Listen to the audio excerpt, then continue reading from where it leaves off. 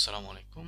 আজকে আমরা যে টপিকটা নিয়ে কথা বলবো, keyword research for YouTube SEO. তো আমরা নর্মালি যারা ইউটিউব নিয়ে কাজ করি, তো ইউটিউব নিয়ে কাজ করার আমরা নর্মালি ক্লায়েন্টের কাজ করি। তো ক্লায়েন্টের কাজের শুরুতেই আমরা যেটা করি যে ক্লায়েন্টকে জাস্ট ফ্যামিলিয়ার কিছু টপিক ধরাই দেই যে এই টপিকগুলো নিয়ে ভিডিও বানানোর জন্য। কিন্তু বর্তমানে যেই আসলে ইউটিউবের যে কম্পিটিশন, তো এই কম্পিটিশনের ভিত্তিতে যদি আপনি বলেন যে আপনি যদি জাস্ট ফ্যামিলিয়ার ভিডিও নিয়ে টপিক নিয়ে ভিডিও বানাইতে থাকেন, তো সেই ক্ষেত্রে আসলে ইউটিউবে র্যাঙ্ক করাটা অনেক টাফ, কারণ অলরেডি ফ্যামিলিয়ার টপিকগুলো নিয়ে বড় বড় ব্র্যান্ড বড় বড় চ্যানেলগুলো র্যাঙ্ক করে আছে। তো আপনি আপনার খুব কম সম্ভাবনা যে আপনি ওই টপিকগুলো নিয়ে এক্সপোজারটা পাবেন, কিংবা হচ্ছে আপনি ভিউ পাবেন বা ওয়াচ টাইম পাবেন। তো সেক্ষেত্রে কি করা, সেক্ষেত্রে হচ্ছে আপনি যদি আহ, একটা কাজ করতে পারেন যে আপনি কন্টিনিউয়াসলি 1 বছর কিংবা 1.5 বছর ভিডিও বানাইতে থাকতে পারেন। আপনি কোনো না কোনো সময় হচ্ছে ইউটিউব অ্যালগোরিদম থেকে এক্সপোজারটা পেয়ে যাবেন। কিন্তু আপনি যদি বা আপনার ক্লায়েন্টের যদি ওই ধৈর্যটা না থাকে যে ক্লায়েন্ট এত লম্বা সময় ধরে জাস্ট 20টা ভিউ, 25টা ভিউ, 30টা ভিউ বা 100 ভিউ, এরকমই তো হয় নর্মালি নতুন চ্যানেলে। এরকম ওয়েতে সন্তুষ্ট থাকবে এবং 1 বছর ধরে ভিডিও বানা যাইতে পারবে, সেক্ষেত্রে আপনি জাস্ট প্রসিড করতে পারেন। কিন্তু এমনটা যদি না হয় এবং এমনটা আসলে আপনার, আমার মনে হয় না যে 100টা ক্লায়েন্টের মধ্যে 5টা ক্লায়েন্টও রাজি হবে যে 1 বছরের জন্য কন্টিনিউয়াসলি ভিডিও বানাইতে থাকবে, কিন্তু সে ভিউ পাবে জাস্ট 75, 80, 100 এরকম। তো সেই ক্ষেত্রে আপনাকে ক্লায়েন্টকে সাজেস্ট করতে হবে, ক্লায়েন্টের জন্য প্রপারলি কিওয়ার্ড রিসার্চ করতে হবে। তো কিওয়ার্ড রিসার্চ আপনি তো করতেই পারেন। এখন কিওয়ার্ড রিসার্চ করার মধ্যেও আসলে প্যাটার্ন আছে। যেমন ধরেন আপনি জাস্ট ফ্যামিলিয়ার টপিকগুলো নিয়ে যদি কিওয়ার্ড রিসার্চ করেন, তো সেই ক্ষেত্রে আপনি ক্লায়েন্টকে দিতে পারেন, এজ ইউজুয়াল ক্লায়েন্ট ভিডিও বানাবে, কিন্তু ওই টপিকগুলো আসলে এক্স্যাক্টলি কাজ করে না ওইভাবে, টু বি অনেস্ট, এখন ইউটিউবে। তো আমি যেটা ফাইন্ড আউট করতে পারছি, মানে আমার এক্সপিরিয়েন্স অনুযায়ী, তো সেই ক্ষেত্রে আমি যে জিনিসটা শেয়ার করবো যে এক্স্যাক্টলি আমি কিভাবে আসলে কিওয়ার্ড রিসার্চ করি আমার ক্লায়েন্টের জন্য।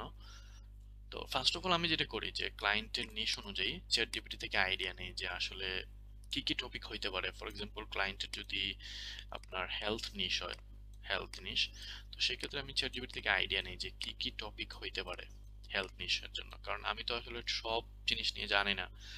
তো যেহেতু এখন চ্যাট জিপিটি আছে, আমরা খুব সুন্দর আইডিয়া নিতে পারি। তো আইডিয়া নেওয়ার পর যেটা আমি করি যে asking for unusual topic or unfamiliar topic based on the niche. So exactly আমি জিনিসটা করছি দেখেন এখানে, যে আমি তো ফার্স্ট চ্যাটজিপিটি কে অনেক জিনিস আস্ক করেছি এই নিশ নিয়ে বা আমার ক্লায়েন্টের চ্যানেল নিয়ে, বা অনেক হাবিজাবি জিনিস আমি জিজ্ঞেস করছি। তারপর আমি ক্লায়েন্টকে এই আমার চ্যাটজিপিটি কে জিজ্ঞেস করলাম যে suggest me some unusual topic for this niche. তো আপনি এখানে আনইউজুয়াল, আনফ্যামিলিয়ার, অড টপিক এটা বলতে পারেন। দেন আমাকে চ্যাটজিপিটি দিল, বাট আমি তারপরে বললাম যে মিড টেল কিওয়ার্ড দিতে।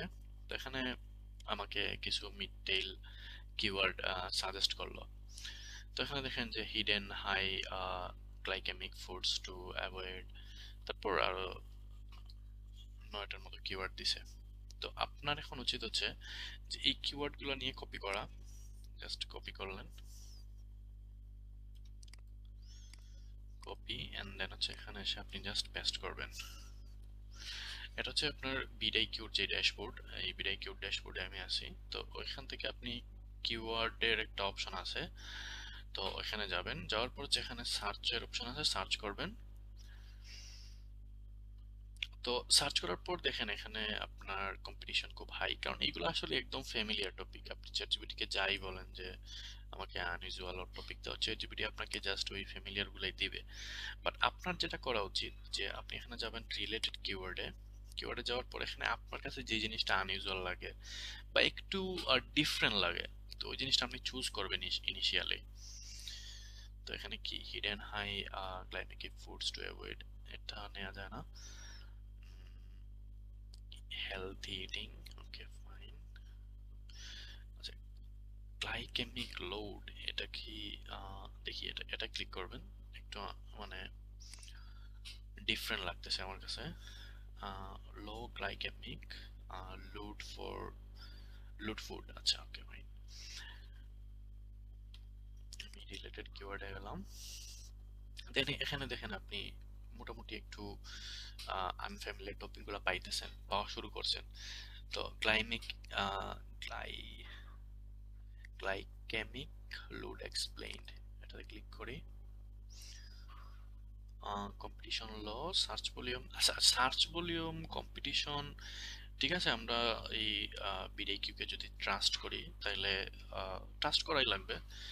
তবে এটা মাথায় নিতে হবে যে এই ডাটাগুলো আসলে এক্সাক্ট না, ঠিক আছে, বাট কম্পারেটিভলি সেম। আপনি যদি রিলেটিভলি চিন্তা করেন তাহলে আপনি জাস্ট আইডিয়ার জন্য এগুলোকে বেস ধরতে পারেন। আচ্ছা, তাছাড়া তো আর আসলে উপায়ও নাই।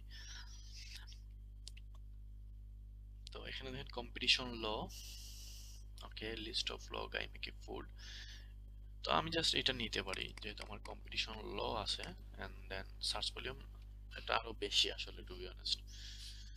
তো এখানে আপনি একটা শীট বানায় রাখবেন। আমি জাস্ট আগে কিছু কিওয়ার্ড অ্যাড করে রাখছি। তো আপনার শীটে যেগুলো থাকা উচিত আমি বলি, যে কিওয়ার্ড থাকবে এসবি মানে সার্চ ভলিউম, কম্পিটিশন এটা থাকবে। আপনি চাইলে আরো কাস্টমাইজ করতে পারেন, কিংবা হচ্ছে আমার ভিডিওর যে সেকেন্ড পার্ট কিংবা থার্ড পার্ট হবে তখন আমি এটাকে আরো কাস্টমাইজ করব। স্টেপ বাই স্টেপ আমি সবকিছু শেয়ার করব আপনাদের সাথে। তো এখানে দেখেন আমি এটা লিখলাম, এখানে এসপিটা দিয়ে দিবেন। তো এখানে আমার কম্পিটিশনটা এম মানে মিডিয়াম, ল, বিএল মানে হচ্ছে ভেরি ল। তো এখানে কম্পিটিশন আমি ল দিলাম। আপনি চাইলে স্কোরটাও লিখে নিতে পারেন, তবে স্কোর লেখার দরকার নেই, এখানে ল দিলে আপনি বুঝতে পারবেন, ল। তো এখানে একটা জিনিস বলে রাখি যে এই কিওয়ার্ডগুলো যে আমি সিলেক্ট করতেছি এইভাবে, এটা কিন্তু আলটিমেট কিওয়ার্ড না। কারণ কিওয়ার্ড সিলেকশনের আরেকটু মানে ইন ডেপথ প্রসেস আছে। আমি জাস্ট মানে চুজ করে করে রাখতেছি যে এই কিওয়ার্ডগুলা ওকে ফাইন, এগুলা মানে এগুলো নিয়ে ভিডিও বানানো যায়। এইটা জাস্ট আপাতত প্রাথমিক পর্যায়ে আমি কিওয়ার্ড রিসার্চ করতেছি এগুলা। তারপর আমি এখানে আপনার জাস্টিফাই করব যে এই কিওয়ার্ডটা আসলে আমার অর্থিত হবে কিনা না, ভিডিও বানাইলে এই কিওয়ার্ডটা অর্থিত হবে কিনা না। তো অর্থিত হবে কিনা না এটার জন্য কিছু ক্রাইটেরিয়া আছে, আমি স্টেপ বাই স্টেপ আমি সেকেন্ড পার্টে এটা নিয়ে আলোচনা করব। তো আই থিংক এই জিনিসটা বুঝতে পারছেন যে কিওয়ার্ড কিভাবে ধরতে হয়। দেখেন আমি সার্চ করছি কিন্তু এইটা নিয়ে, কিন্তু আমি কিওয়ার্ড পাইছি কোনটা, যে গ্লাইমিক, সরি এটা বারবার ভুল হয়ে যায়, গ্লাইকেমিক লোড এক্সপ্লেইনড, এই কিওয়ার্ডটা পাইছি। কিন্তু আমার ফার্স্টে দেখেন যে hidden high glycemic, sorry, glycemic food to avoid. তারপর আমি এটা একটু ইয়ে করি, best low GI food for sustained energy, how to balance, okay, dutch coffee spike, এটা একটু ডিফারেন্ট লাগতেছে আমার কাছে। তো আমি একটু নিয়ে সার্চ করি এখানে।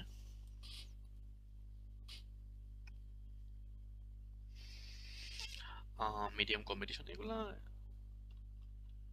আসলে ফ্যামিলিয়ার টপিকই। তো আমি একটু নিচের দিকে যাই। Insulin resistance, okay fine, doctor Berg. আচ্ছা, এগুলো নেবেন না কারণ এগুলো হচ্ছে ইন্ডিভিজুয়াল ব্র্যান্ড কিংবা পার্সোনালাইজড কিওয়ার্ড। সো যারা আসলে ফেমাস ডেন্টিস্ট কিংবা ফেমাস নিউট্রিশনিস্ট তাদের, তো এগুলো নেবেন না। কেটো ডায়েট, কেটো ডায়েট অনেক কম্পিটিটিভ একটা জিনিস। আচ্ছা, ইনসুলিন রেজিস্ট্যান্সে আমি একটু ক্লিক করি যেহেতু এটাই একদম ল এই সিরিয়ালে। How to reverse insulin resistance, view all, এখানে দিয়ে ক্লিক।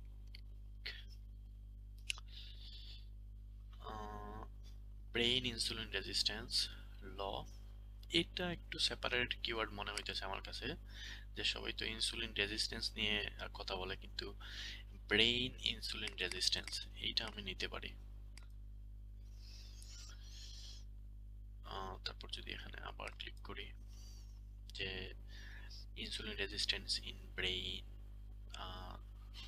আচ্ছা, Peter Rogers what cause insulin resistance in the brain, এটাও নেওয়া যায়।